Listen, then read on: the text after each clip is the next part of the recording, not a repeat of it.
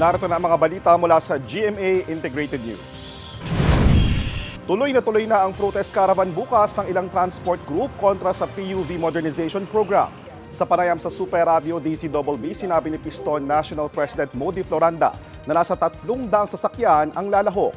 Alas 8 ng umaga raw sila makikita-kita sa UP Diliman.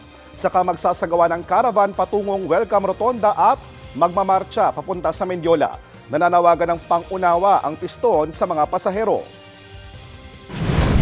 Narito naman iba pang balitang binabantayan ng GMA Integrated News. Mahigit 70% ng mga public jeepney sa Metro Manila nagpa-consolidate na. Ayon yan kay LTFRB Chairman Attorney Teofilo Guadis III.